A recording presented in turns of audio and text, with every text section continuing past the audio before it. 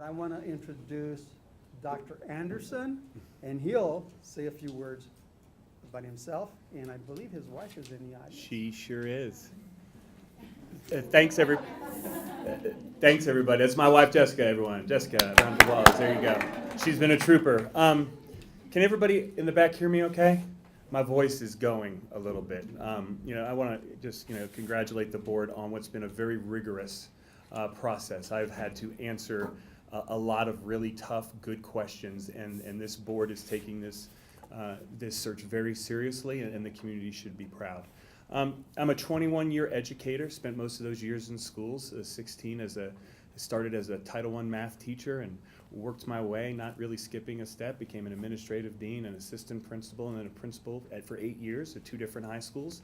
And for the past 6 years, I've worked in several district roles, principal coach, principal supervisor, chief of staff, and finally the past 3 years as deputy superintendent for academics in Fulton County Schools in Atlanta, Georgia. And to kind of paint the picture of what Fulton County Schools looks like, it is a non-contiguous district. And so the city of Atlanta has their own school system, and it sits within Fulton County, but they have their own school system. So north of the city is North Fulton, very affluent community. The kids are doing really, really well.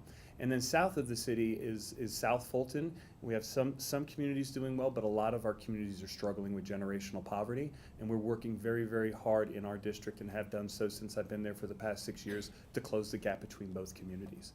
But I feel that I've got a great balance of experiences, and I have to tell you the enjoyable day that I've had in your district.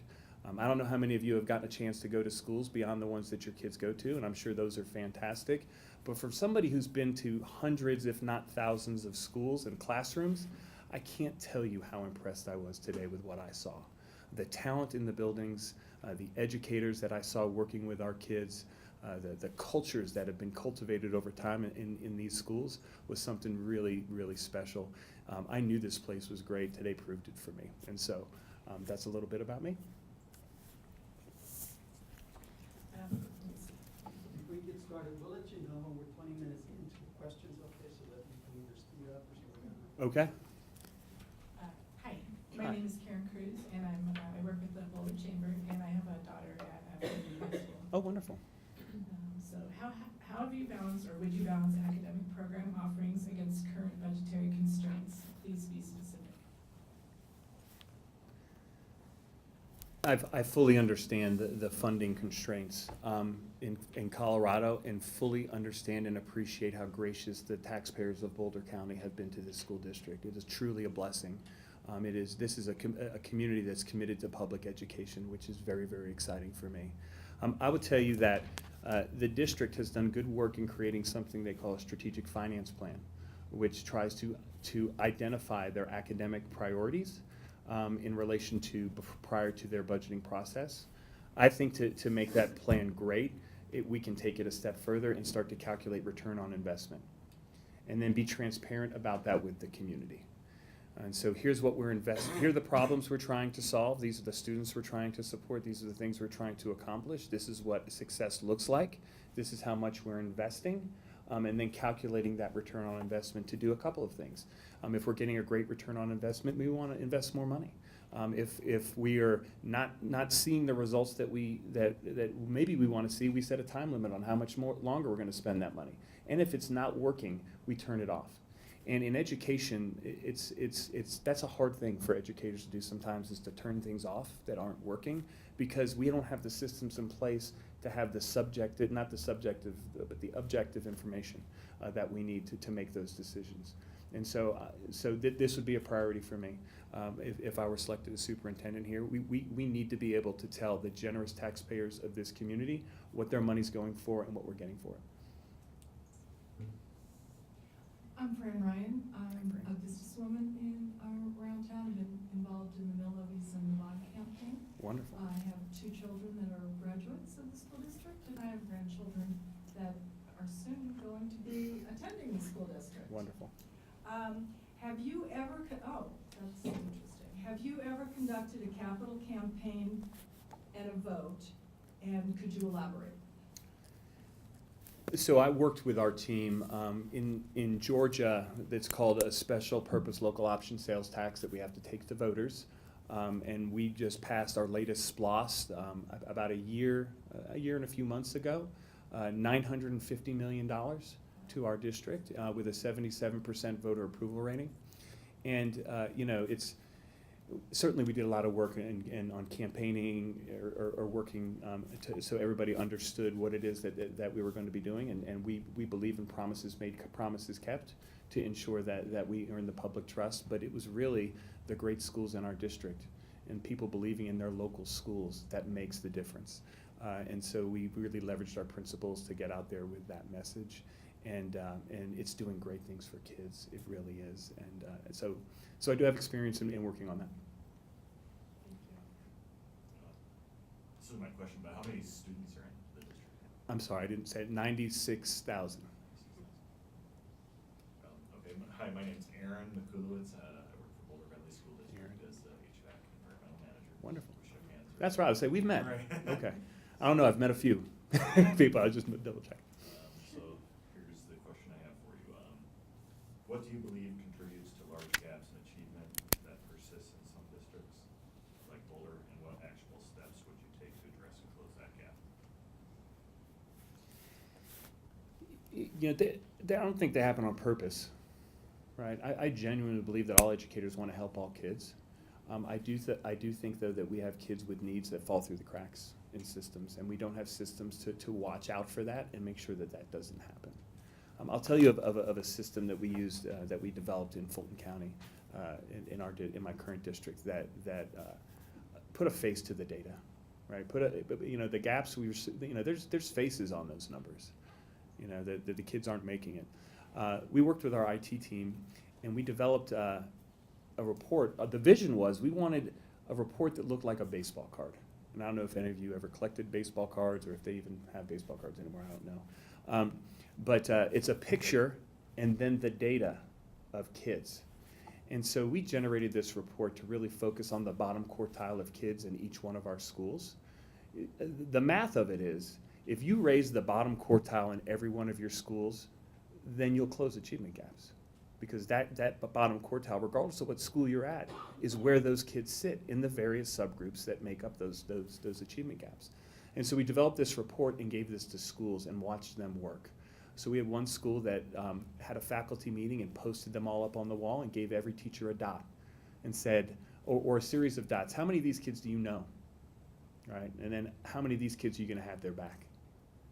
And watch the faculty put dots on the faces of the achievement gap, right? And then saw who's left. And then created a plan to support those kids. Some schools created data walls and had collaborative meetings with their teachers around the data and always looking at the faces. And so I think they exist, not on purpose, but because we don't have systems to measure and monitor and make sure that we capture all kids. And I think that's something that we can solve. And then turn that information over to the schools that, from working in the Title I school, and I was a teacher in a Title I school, they're so overwhelmed with so many things that anything we can do to make their jobs easier, I think is a great idea. And so that's just one idea that we've used, and it just put a face to the data.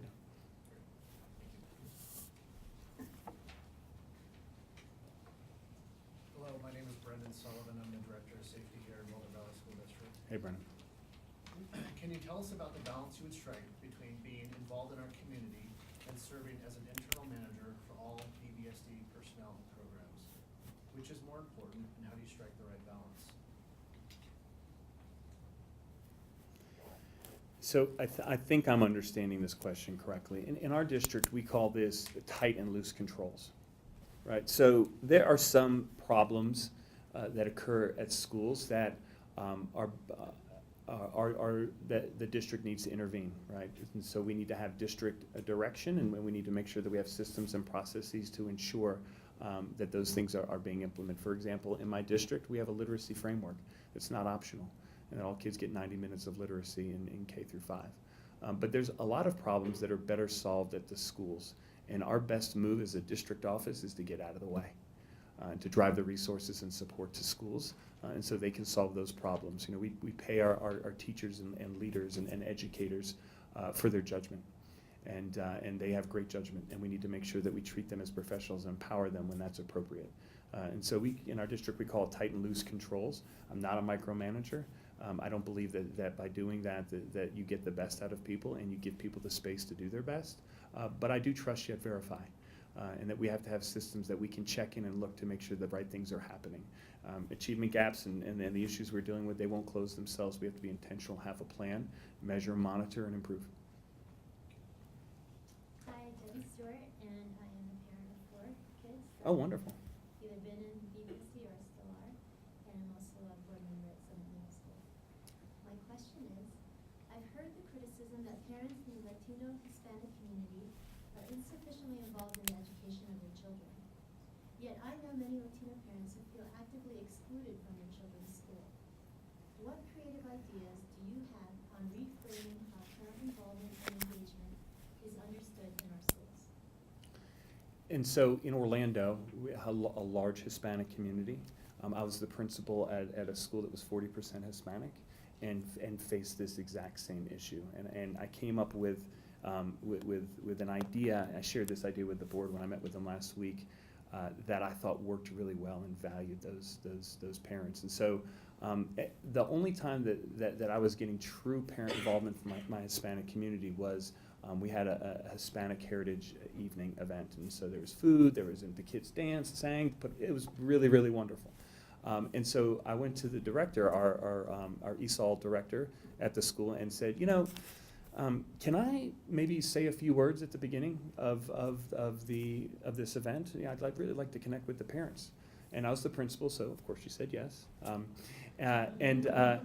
I did something. I was very vulnerable, and I did something that the way that it worked and it made people feel was fantastic. I gave the opening in Spanish, and so I stood up in front of a community of Spanish speakers, and I put myself in their kids' shoes. They come to our schools every day, kids trying to acquire the language and deal with the anxieties I was dealing with. Am I going to say the words right? Is it going to come across correctly? Are people going to? And so I did it and started speaking in Spanish, and then like this quiet runs over the crowd, and I said, I'm not going to do it in Spanish because I'm not a fluent Spanish speaker, but hello, I'm Dr. Anderson. I'm doing this tonight because I want to let you know that I understand how your kids feel when they come to our schools, and that I appreciate you and all the sacrifices you've made to create a better life for your kids by being here, and that from this point forward, my promise to you is I will always be there to support you and your kids in whatever they need to reach their goals. And then I ended it with a Viva Lake Nona. And the relationship, because they felt engaged and valued, that community, the relationship that fostered after that opportune time was incredible. One of the really neat things is we had parents who came forward and said, in South America, my child was in honors classes, and they come here and you put them in ELL classes, and they're bright. They're just trying to learn the language. And so we started an international scholars program, like an honors level ELL program for those kids. But they felt valued and they felt welcome. And I would say that my role as superintendent is to lead that charge, is to get out into our Latino community and hear them and understand the issues that they need and make sure that our school system is welcoming, not just at their local schools, right? Not just with a few individuals, but with everyone at the district office, at board meetings. That has to be a priority for our district. And I'd be proud to lead some of that work. I'm Sunny Zinn. I'm a product of Boulder Valley Schools. Hi, Sunny. My 2 daughters. I was a teacher and then principal in Boulder Valley, and then went to work Wonderful. in Denver Public Schools. Oh, wonderful. Yeah, thank you. My question for you is, do you have experience influencing education funding at district, state, or federal levels? And how do you think superintendents can be involved in persuading policymakers to direct more funding to school districts? So Atlanta's the capital of Georgia, and so we are lucky in the sense that Fulton County has a very powerful delegation at the capital.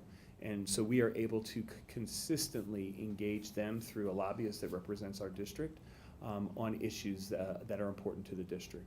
and important to our kids. And I would say that as superintendent, my role is to work collectively with our elected officials, our Board of Education, and to fight for those legislative priorities, and to do that down at the Capitol, and to create the energy around the things that we feel like that we need to do. It's easier said than done. I mean, this is tough. There's limited resources, and there's lots of people down there that are vying for that, and then they're down there every day vying for that. If you've ever spent time at a Capitol, that's how that goes. And so, we consistently get involved in my current district in issues that are going to impact our funding one way or the other, and we have a stance, and then we let that stance be known, and then we tell our friends that represent us, the elected officials that we elect in our community that represent us, to go down there and fight for us. And then we go down and testify, and we go down and share people and let people not vote on things where they don't see the impact of how that's going to impact and affect kids. And so that I believe that's an important role of the superintendent and of the board working together to make sure that we stick up for the kids in this community. Thank you. Hi, Hi. my name's Kim Decker, and I am a parent at Centennial Middle School with 2 kids there. Both have IEPs, and I'm also on the board of the PTO. What is your experience managing funding for individuals with disabilities? What would be your goal, knowing there may be a significant gap for special program facilities with particular disabilities such as autism spectrum disorder or dyslexia?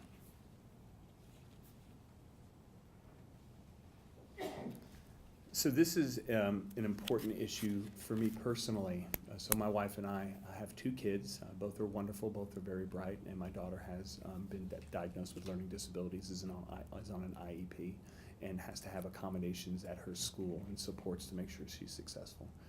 And I understand how it feels when you know your kid is bright and for whatever reason they're not being successful in school, and it's heartbreaking. And so I understand that. I think that we owe it to every kid in this district to give them the support that they need so they can be successful. Kids shouldn't feel like that. When my daughter feels like that, it breaks our hearts. That we would do anything in our power to take that away. And so I understand the feeling, and my heart is with the community that feels that way. I just think that we need to make sure that the funding is there. We need to be smart about the dollars. If we're underfunded, we need to find efficiency somewhere else and drive the money to support our students.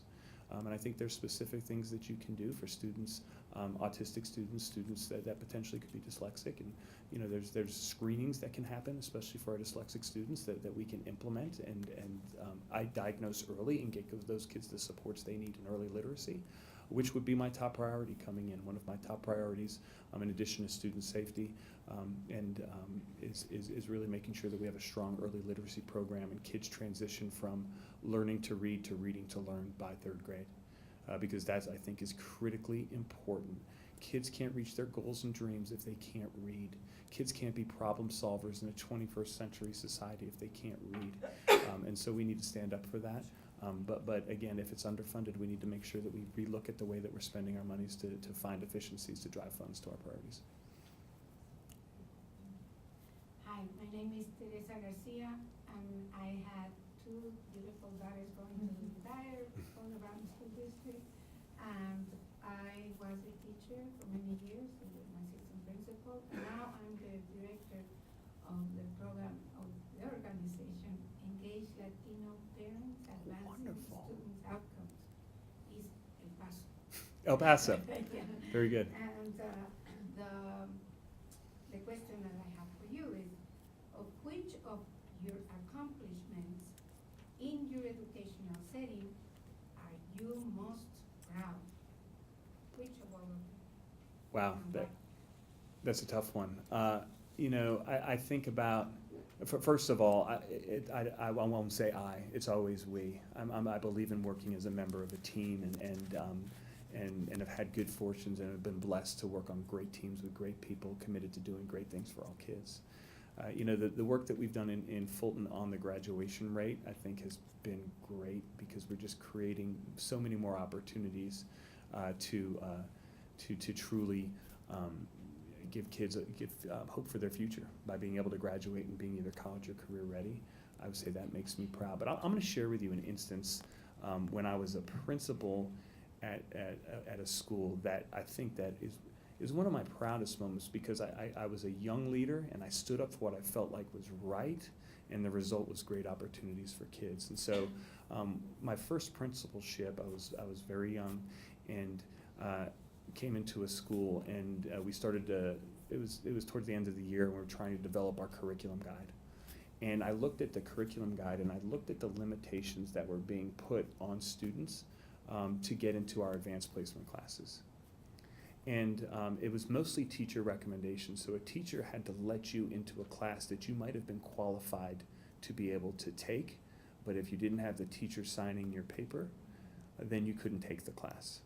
And that was, now this was in 2004, and it was pretty, that wasn't an uncommon practice, right? And we want to trust our teachers and empower our teachers, certainly. And teacher input certainly has an important factor. But there's also the talents and the abilities of kids.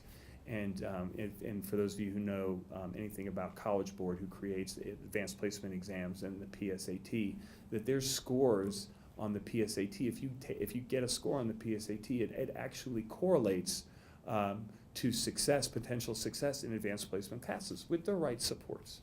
And so I had a meeting with our teachers, and we talked about it, and we worked through it, and we changed the criteria. And I demanded that we look at this and we change that together. And so we, in 3 years, we tripled the number of kids taking advanced placement classes. But it was the moment I was most proud of was the year after we changed that, and a bunch of kids who we identified could be successful with the right supports were in those classes. And we had some naysayers in the building and some teachers who didn't think it was work. After the first 9 weeks, I pulled the grade of every kid in every advanced placement class. And I brought all my teachers into the conference room. And I showed them the kids that were failing. And I asked them the question, how many of these kids are kids that you wouldn't have let in? And those weren't the kids failing. The kids that are failing were really bright, but just being lazy and not doing their homework and not doing what they needed to do. I never had to have that conversation again. And I was able, in that moment in time, to change the trajectory of that school forever. Because to this day, that school still has an advanced placement academy, and kids, minority kids, African American kids, Hispanic kids have equal access to those classes and are being successful and are graduating and going to college. Great, thank you. No problem. Hi, my name is Janice Salazzo, and I'm a community member who's been involved in equity and education in the district for many years. And Wonderful. I don't have any children in the district. The question that I have for you is, what innovative projects have you designed and led to address enhancing K-12 curriculum around all social justice issues? How has the work increased student empathy towards all students and increased closing the equity gap amongst all students? It's a long one. That's a long one, and I may have missed it a little bit, and so I'm gonna swing for it and see how close I can get, if that's okay. You know, I can say that we've worked on a lot of things, or I've worked on a lot of things with others in my career in regards to innovative projects to allow students the opportunities, you know, to promote social justice, to promote equity amongst their peers. I did a lot of that work as a principal, and if any of you have been a high school principal or know a high school principal, you know the relationship that they have with their kids and how they engage with them and help them to do things where they can stand up for what they believe in and what they feel is right. But at the district level, you know, we're dealing with this in our district right now. We have a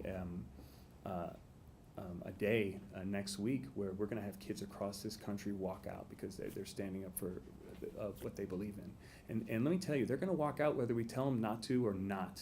And they don't even like it if we tell them that they can, because they don't feel like they're standing up for anything, right? Like, so then they just want to walk out on other days. That causes another set of issues that we're sorting out.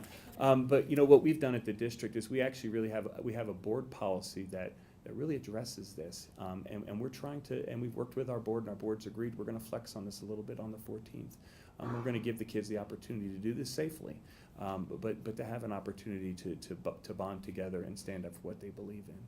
You've got to respect kids. You've got to respect young adults. You've got to let them stand up for what they believe in. And that's all part of growing up. And that's part of the lessons that they'll learn that day and that experience in regards to standing up for others is better than any lesson we could teach them. PowerPoint we could roll in front of them. And so I would say that's one thing that we're working on today that relates to your question. I'm Allison Billings. I am the new executive director. Nice to meet you. How are you? From Charlotte, right? Yes. You followed me on Twitter, so. You followed me on Twitter. Ah, I said, tomato, tomato. this guy, I bet he's funny. a candidate doing his homework. So, and I'm an Emory grad, so we Oh, have an wonderful. answer There you connection, go. too. But my role here is with the Schools Foundation, Mhm. and my question for you today is about Boulder's reputation for innovation. So Boulder has a reputation for being a place of innovation, noted for its startup and its research density, and a passion for curating the latest in sustainable lifestyles. What are some strategies you would employ so that the district better reflects the spirit of innovation? So you know, when we think about the life and the world our kids live in, and then we think about our schools, there certainly is a disconnect that we have to work on. I told the story last night where literally my daughter in her room can just yell out a question and it gets answered. Right? Alexa, what's the capital of Missouri? Okay, well, the capital is, and it's, you know, so you think of the world that our kids live in, and then how do our schools reflect that same type of world? What would happen if I gave every kid an Alexa? And then put them in a classroom and let them use that to answer. Now, I'm not suggesting that you do that. That's just to make a point. I mean, that would really actually be a bad idea. But the idea that how do we continue to change and evolve education to keep at the same pace as our world is changing is something that would be a priority to work with teachers on. I will tell you this, that there are some tried and true practices in teaching that we don't want to touch. Right? You start getting too cute with some of the things that we know work, and you're going to create big problems. But I will tell you, once kids have the foundations that they need, once they have their basics, it is the time to teach them that set of skills that are going to allow them to live in a world and grow up in a world. You know, there's a gentleman named Daniel Pink. You know, we've got to create opportunities not for our past but for their future. And so I really think about that when I think about creating opportunities. The ways that I've seen this work best in our district is you give schools the space to do things innovative, and then when it works, you take it to scale. And then you incubate ideas all throughout the district, ideas that people are passionate about, that are locally supported by teachers, principals. And once that gets to a point where you feel like, wow, this is really working, let's start to scale that up. And so that's really the approach to innovation that we take in our district, and has worked really well. Hi, I'm Xiomara Valladares. I'm a researcher with the School of Education at CA Boulder, and I'm also a mother of two, a middle schooler and a. Here's the question. As the new superintendent of BVSD, how will you model and promote equity and excellence throughout the district? I think we owe it to each and every kid to hold them to high expectations, all kids. And I believe that we have to make sure that we support our school-dependent kids, the kids that we are truly their only chance in breaking either the issues that they're facing at home or the poverty cycle, and that we have to stand up and fight for those kids and support those kids in those ways. You know, high standards for all kids, making sure that all kids are getting the same opportunities, you know, similar to the story that I just shared, and looking at that and checking on that and verifying that is certainly important. And I think that you can look at some trend data to see, you know, are there, like for example in this district, who's getting into algebra, right? What do those kids look like? How is it determined that they're getting into algebra? Because when you think about the important courses in the school system, algebra is right up there with third grade reading. And if you want to study STEM, you know, a STEM field, you better get through algebra by 8th grade, so you can get to calculus. Because if you don't get to calculus, then you're going to be at a disadvantage, because kids around the country are getting to calculus and beyond. In our district, we accelerate kids. We allow them to accelerate 1, 2, 3 years. We have kids taking AB calculus, BC calculus, and Georgia Tech calculus prior to leaving our district. And so I just think that we need to make sure that the opportunities that we have that are the gatekeepers to kids being in who it is that they want to be, we've got to be really careful about that, make sure that biases don't creep in, and make sure that we're being fair, and kids who qualify, encourage them and give them the support. Another program that we have and I've been involved in is the AVID program. And I'm not sure if you all are familiar with the AVID program. It's Advancement via Individual Determination. It picks out kids that have the potential but will be first-generation college graduates. And that's a program that we've used in our district to really close some of the opportunity gaps. And it's worked really well and gives those kids a support system that is similar to kids who aren't growing up in poverty or have parents who have gone to college and feel like that's really been a great thing for us. Thank you. My name is Doris Flax. I'm a member of the Boulder County Legal Notice School Committee and the community member of the School Accountability Committee of the Montessori Public School here in Boulder County, and a more than 15-year school board member back at Long Island. Oh, wonderful. As well as Arizona. So the question I have is, how have you addressed implicit bias in yourself and in the organizations you have led?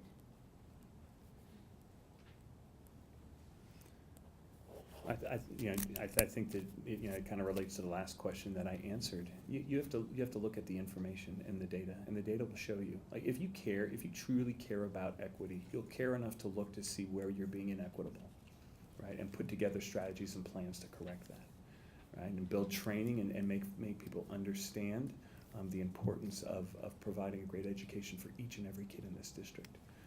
So it has to be a priority. It's one of the core values of this district. Right? We should be able to show the community, we should be able to show kids how we're being equitable and not. And I think that those are the ways, that's how you move the needle, right? You pay attention and you make changes. I'd hope to be the catalyst for those changes as superintendent. With school security on the minds of everyone in education, what would you do to ensure that the students and staff members in Boulder Valley are as safe as possible? This will be a top priority if chosen for this position. I would owe it to every parent, every family, every kid that lives in this community a guarantee that they're safe when they send them to our schools. My kids would be in school with yours, and so there's not going to be anything more important than making sure they're safe. I would say that there's things that our district has actually done very well. When I say our district, Boulder Valley. That has already done really well. They've got some clear protocols, there's clear videos for training. I think those are important. I think that we have to verify that all teachers have been trained, that all principals have been trained, and we need to do that on a frequent basis to not get lulled into a false sense of security. Because that's what's scary, right? Because you forget about it, or you don't forget about it, but it becomes lesser a priority, and then a tragedy happens in our country. I am very pleased and saw this, I saw examples of this today on the hardening of our perimeters and the vestibules and the new security measures that the taxpayers of Boulder are helping us fund. And that's fantastic. And we need to do everything we can to accelerate that if possible to get those entryways secured. The schools have to have strong supervision plans and understand that we have to be out and about and watching our kids and making sure that if there's anything that goes awry that we communicate and that we get involved. And then finally, we need to get to make sure we know our kids. There's an unfortunate pattern that I've seen evolved, and it's even in Parkland. It's how do we know our kids and our kids who are struggling with mental health issues, and how do we support them and wrap our arms around them and get them the help they need? And so I think that those are all important factors and things I'd commit to as superintendent. Please tell us what you know about the actual practice, not policy, in BVSD of supporting students identified as talented and gifted. has BVSD done enough to satisfy its requirements under Colorado's Exceptional Children's Education Act? What will you do differently or the same to support this group of students along with the struggling students as required by the law? So I know policy, I haven't been here to analyze or evaluate practice, that wouldn't be fair. But this board has set a strong policy to support these students and make them feel safe. It's a policy that is, when I read it, I was super impressed. A lot of boards of education didn't have the guts to take such a stand across the country. And so I'm proud of this district for doing that and supporting that. And my commitment is to support all students in this district, certainly the LGBTQ community, those students who are transgender or transitioning. They deserve to feel safe. They deserve to be respected, and that's important. And my commitment would be to make sure that I was supporting all those students and all students here in Boulder Valley.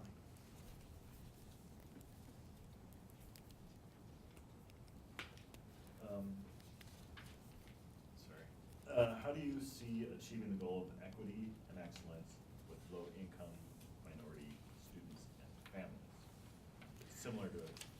Similar to earlier question, and so what did we talk about? We'll do a recap. Every great teacher does a review, right? Family engagement, right? You have to make our parents and families feel welcome, and we need to invest in strategies that make sure that we do that. We have to have systems to measure and monitor to see where kids are and are not achieving and how are we closing those gaps. We have to drive the resources to the schools and entrust our teachers and our leaders in implementing research-based best practices to do that. Achievement gaps will be closed at the schools, not at the district office. We have to drive the resources, have the systems to measure and monitor, and make sure that we do that each and every day for each and every kid in this district. So that concludes the question and answer, and we have a few minutes. So panel members, if you can complete your impression forms, and audience do the same thing. And as soon as you get done, please let me hand those impression forms to me. And then you'll have a chance to mingle around Awesome. with Dr. Anderson. Thank you all very much, and community members, thank you so much for being here. It's so important that the community is involved in this process. In my opinion, this is a big decision for your community, so I just am so happy to see so many of you here and involved, so thank you. It's been a pleasure. A little hoarse, but I enjoyed really talking with you, so thank you.